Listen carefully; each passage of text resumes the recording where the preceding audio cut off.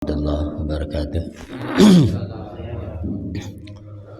Alhamdulillahirabbil alamin. Shalatu wassalamu ala asyrofil mursalin sayyidina wa maulana Muhammadin wa ala alihi wa ashabihi ajma'in.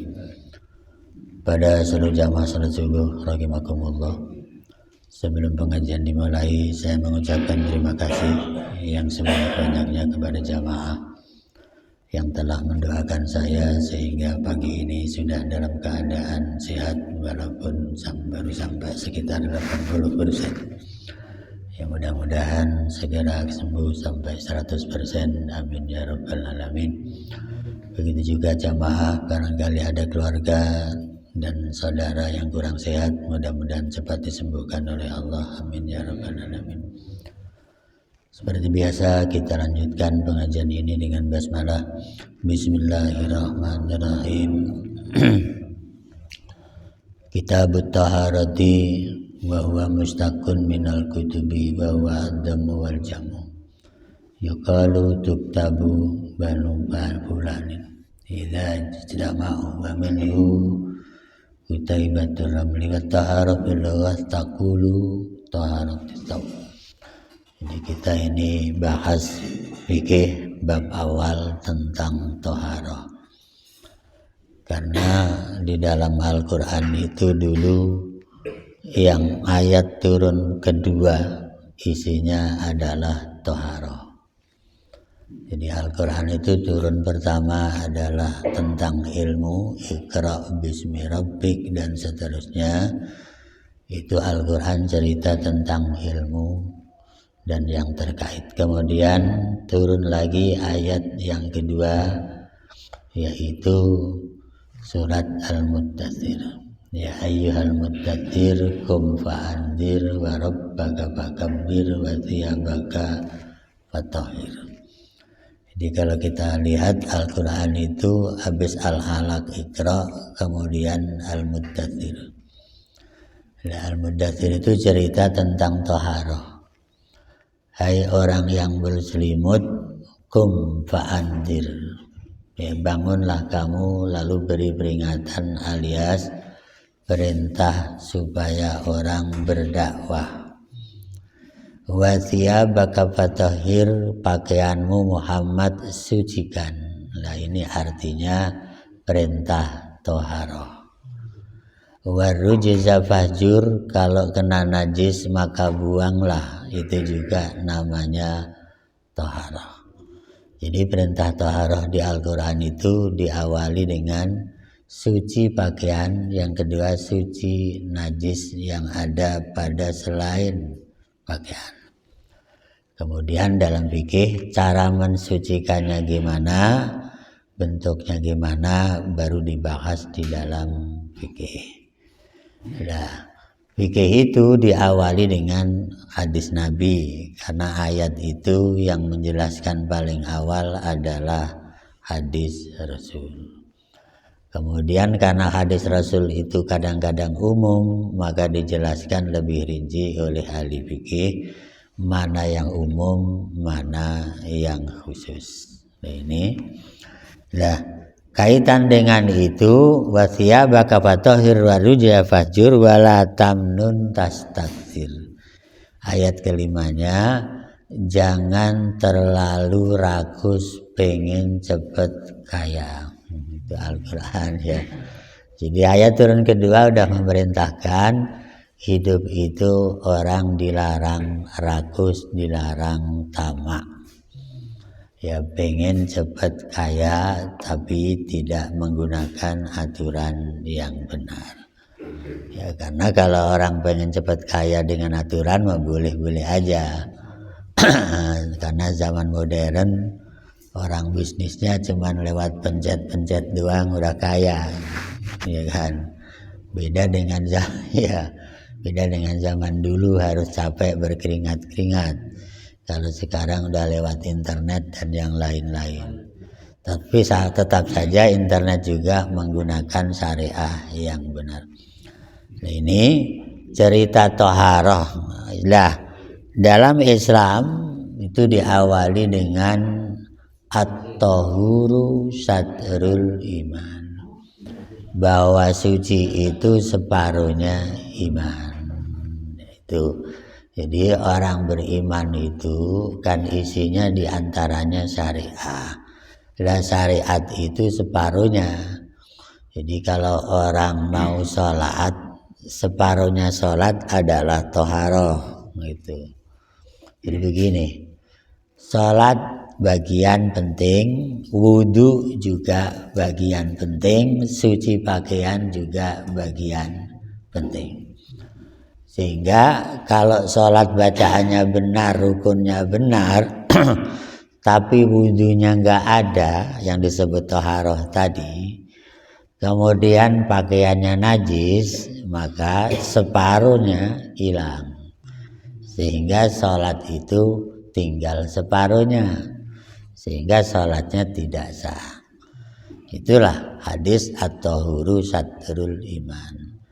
Nah, kemudian ada hadis dhaif namanya an-nadzafatu minal iman. Nah, hadis dhaif ini sebenarnya yang sahih at-tahuru satrul iman. Ya, kemudian suci an-nadzafatu minal iman, kebersihan bagian dari iman. Maksudnya suci itu diantaranya adalah bersih. Cuman semua yang suci pasti bersih, tapi tidak semua yang bersih suci. Itu masalahnya. Sehingga di sini orang nyuci misalnya udah pakai Baiklin segala macam, kelihatannya bersih, tapi sucinya belum tentu. Ya, karena boleh jadi lagi nyuci kecipratan kencingnya anak kita, ya kan, kelihatannya bersih tapi sucinya tidak. Nah, itu. Tapi kalau suci udah pasti bersih. Itu. Nah, kemudian hadis yang lain menyebutkan ya bahwa bunyal Islamu 'alan nadzafah.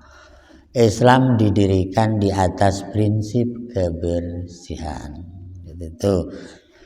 Makanya Islam itu ajarannya luas. Ya, termasuk orang yang membersihkan masjid itu bagian dari toharoh.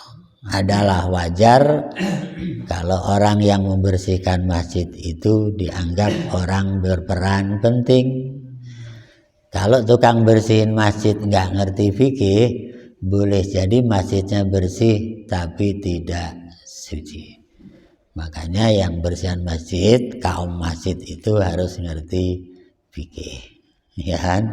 Khawatirnya cuman bersih doang tapi sucinya tidak. Itu. Cuman masjid itu kan makin gede makin merepotkan ya Pak Haji. Kalau masjidnya besar, yang bersihin pasti lebih dari satu orang. Apalagi Istiqlal gitu itu, yang bersihin pasti berapa? Ya nggak bisa satu orang, ya pasti banyak.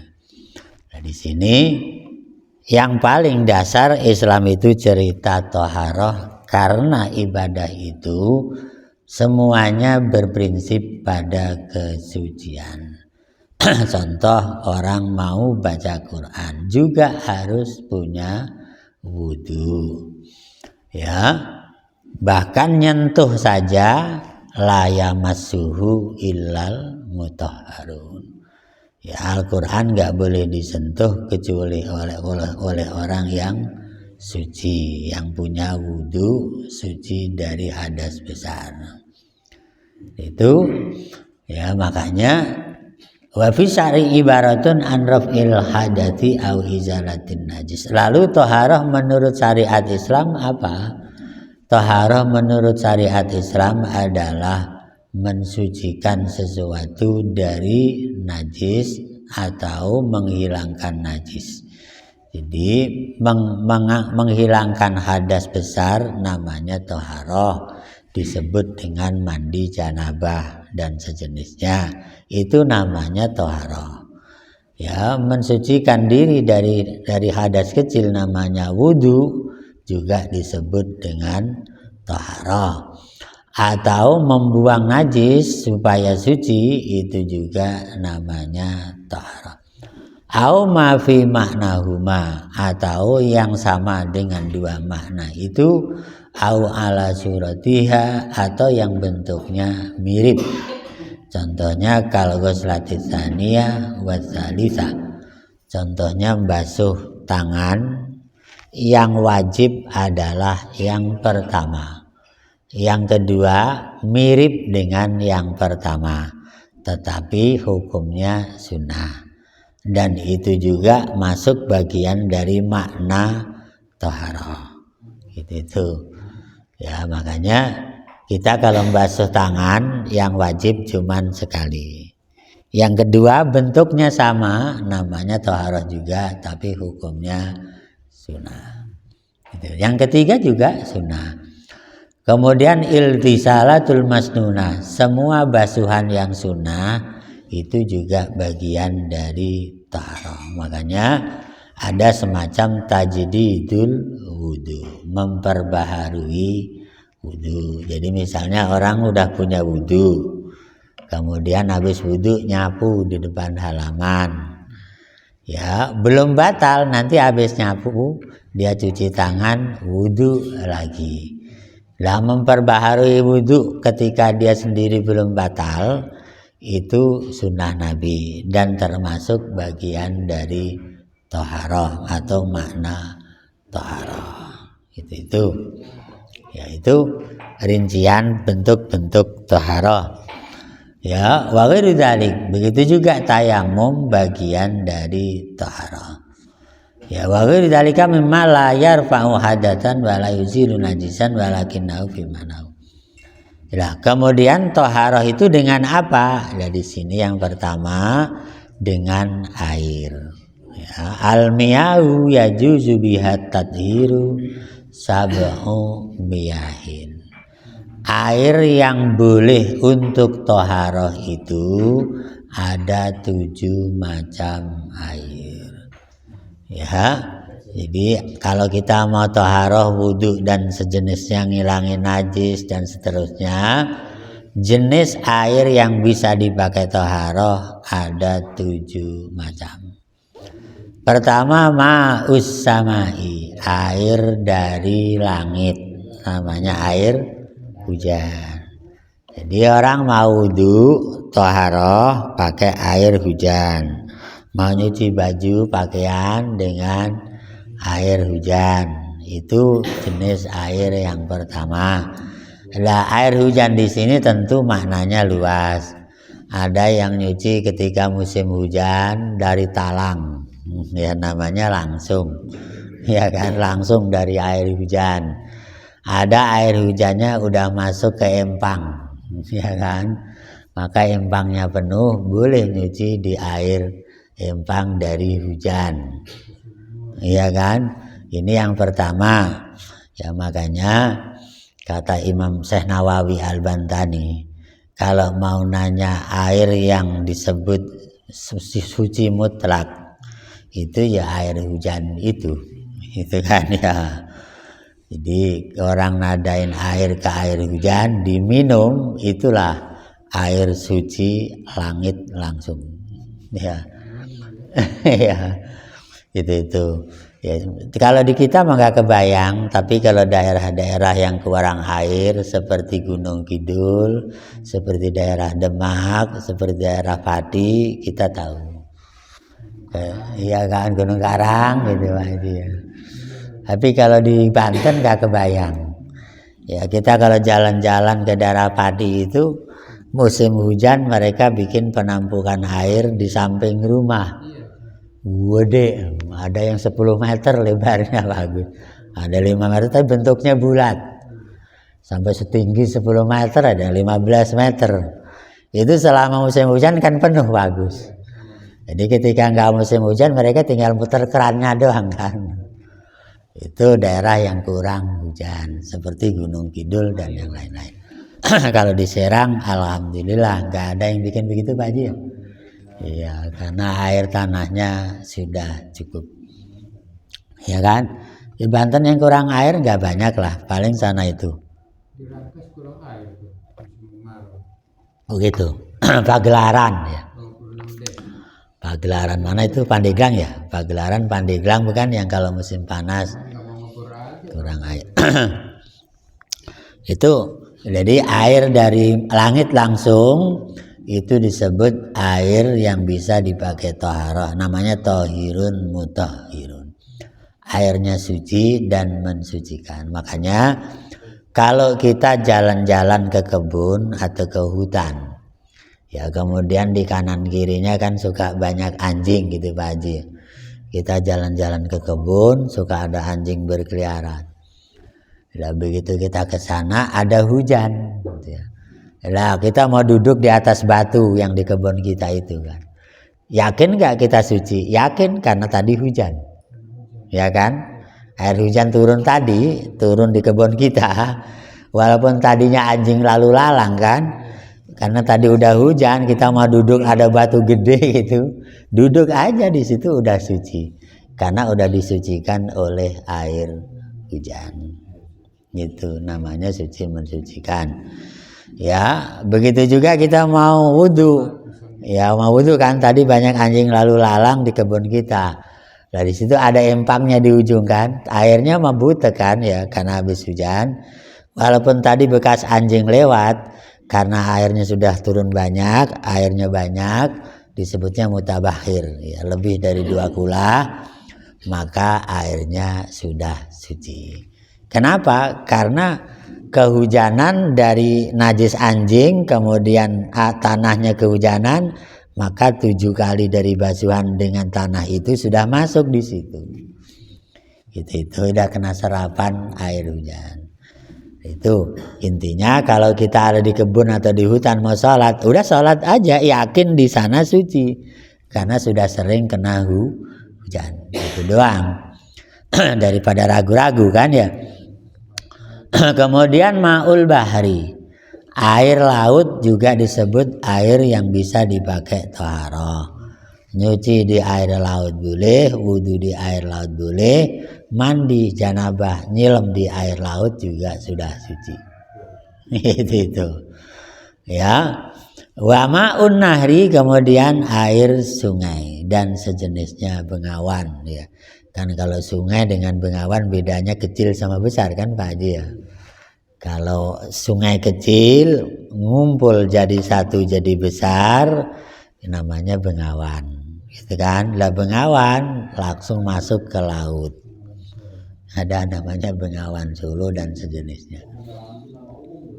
Bengawan itu sungai dari sungai nyatu jadi besar, ya disebut dengan bengawan kan ya.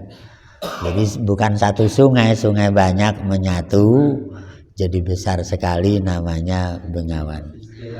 Ya istilah aja, tapi sebenarnya sungai-sungai juga kan gitu. Istilah kita aja nyebut bengawan. Ya makanya ada istilah bengawan Solo dan bengawan yang lainnya. Ya karena dari mulai Solo nyambung sampai ke daerah Ngawi, sampai ke Bojonegoro, terus sampai ke Lamongan, sampai ke laut. Ya, nah, itu bengawan Solo. Maka daerah yang pinggir bengawan Solo pasti panen terus padinya. 3 kali panennya. Ya setahun panen 3 kali karena memang airnya air besar. Ya termasuk Cibanten juga airnya besar kan dulunya ya. Iya itu dari dulu sumber kemakmuran. Iya kalau di Bandung ada yang namanya Citarum dan seterusnya. Banyak sekali lah. Yang jelas air sungai, air bengawan sama juga ininya istilah lain itu juga disebut air tohir mutahhir, suci dan mensucikan. Kemudian ma'ul bi'ri, air sumur juga bisa dipakai toharoh. Ya air sumur ya cuman sumurnya sesuai dengan standar sumur. Karena kalau musim kemarau kadang-kadang sumurnya nggak mencapai 2 kula. Kecil kan, isinya seember doang lah di situ. Di situ hati-hati, takut ada yang lempar najis doang.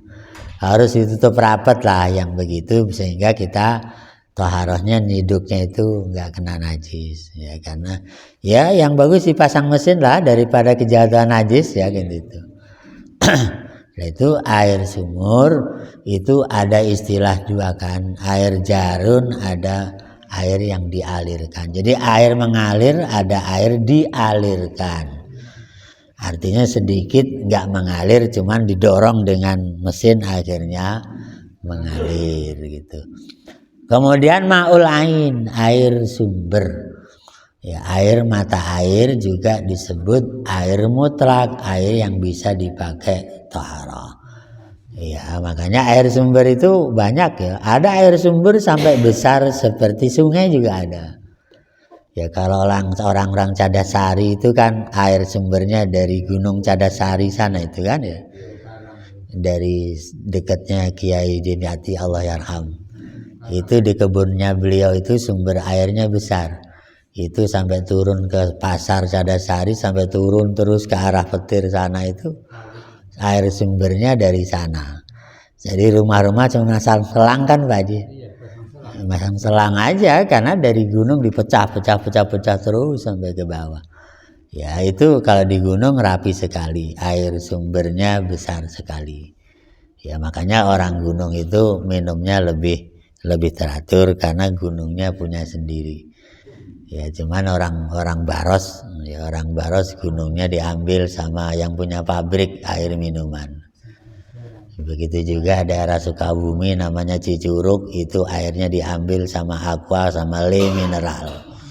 Ya kan itu. Ya yang punya sama orang Sukabumi di balik gunung Gunung Gede. Gunung Salak nyebutnya ya. Nah itu air suci mensucikan. Jadi kalau kayak orang Cadasari wudhunya ya udah airnya mengalir aja dari gunung, tinggal wudhu aja, mandi segala macam. Kemudian ma'us salji, ya air salju. Air salju dianggap air mutlak juga. Ya cuman kan kita nggak punya salju, emang Indonesia punya salju. Ya kemudian yang ketujuh ma'ul barodi, air embun. Air embun itu air suci mensucikan, tapi kan ngambilnya susah. Ya karena dia bagian dari air yang dari langit tadi sebenarnya, cuman nggak berbentuk hujan. Inilah 7 air dalam fikih ini yang bisa dianggap untuk menjadi alat toharoh dalam Islam. Ini yang dapat disampaikan, mudah-mudahan walau sedikit ada manfaatnya. Terima kasih dan mohon maaf. Assalamualaikum warahmatullahi wabarakatuh.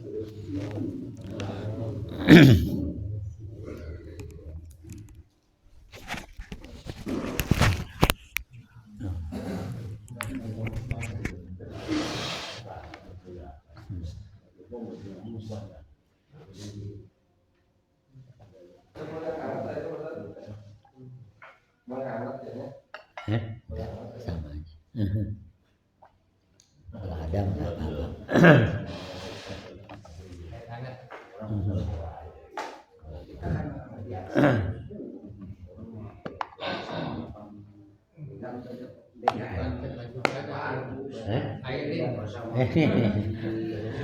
Airin.